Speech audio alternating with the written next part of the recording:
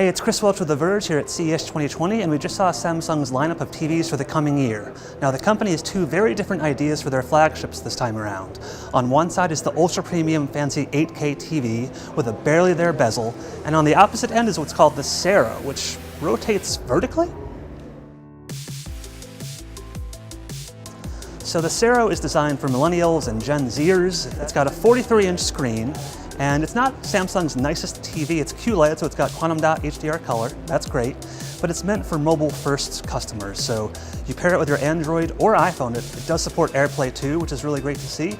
And you can rotate it vertically and open any app you want. Instagram, TikTok, Snapchat, whatever might work vertically, you can do on this TV without ugly black bars on the sides. So if you have a Samsung phone like the Galaxy S10 or the Note 10, you just rotate your phone and the TV turns automatically.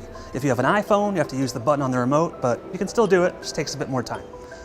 So the Sero has a built-in base at the bottom, which also houses a speaker system. You can't take it off. This TV cannot be wall-mounted, so that's one disadvantage. Samsung says the Sero is part of its lifestyle TV lineup with the frame and the serif. So it's designed to kind of blend in with your surroundings and your decor. So when you're not streaming TikTok videos, you can put a clock on there, or your personal photos, or even artwork. There's no pricing or availability on the Sero just yet, but it'll be here this year at some point in the US and globally. Now let's upgrade a bit to the ultra fancy 8K QLED TV. Now you've probably heard about this by now. It has barely there bezels that when you're standing at a normal distance, you really can't even perceive. It looks like just a floating display of glorious, sharp 8K content. But therein lies the problem. 8K TVs still lack any real content at all. So Samsung has a lot of AI upscaling and other stuff that it says will improve 4K to look more 8K-ish.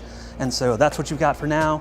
There are plans to maybe stream 8K at some point this year, but that's all still very much in the air. So I wish Samsung would have put that same design, those super slim bezels, in a 4K TV, which would have made a lot more sense for your average customer. But if you want the beautiful design, you've got to buy into 8K. So the Q950 comes in three screen sizes, 65 inches, 75 inches, and 85 inches. And on all three, the front is covered by 99% display. So it's your content and bezels that, again, you can barely even tell are there. Just like the Sero, there are still unknowns, price, release date. We don't know those details quite yet, but we should know more in the coming months. Now, thankfully, there are a lot of good software features coming to all of Samsung's 2020 TVs. Those include Google Assistant and Amazon Alexa built right in. If you don't like Bixby, now you can just choose one of those. And also, Samsung's putting a big focus on privacy. It's telling you what data it collects, what it tracks about your viewing habits, all of those things. Trying to be more transparent when people are more concerned about this stuff than ever before. We're out here in the neon lights of Las Vegas all week long, so keep it locked on The Verge's YouTube channel for all the latest tech, TVs, and whatever else pops up at CES 2020.